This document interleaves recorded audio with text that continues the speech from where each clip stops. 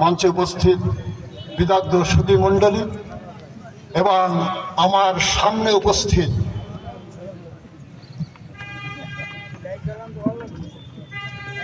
এগারো দলীয় জোটের প্রিয় ভাইরা, আসসালামু আলাইকুম ওয়া রাহমাতুল্লাহি ওয়া বারাকাতুহু। ওয়া আলাইকুম আসসালাম। আমরা নিশ্চয়ই জানি বাংলাদেশ জামাত ইসলামী প্রায় পৌনে এক শতাব্দী ধরে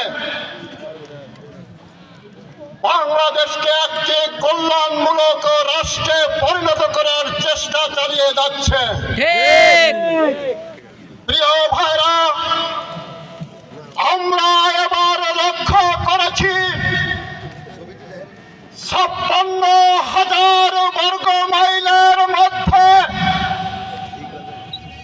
18 কোটি মানুষ সুচিন্তিত ভাবে মতামত পেশ করতে যাচ্ছে। আগামীতে এই দেশে ইনশাআল্লাহ দাঁড়িপাল্লা ক্ষমতায় অধিষ্ঠিত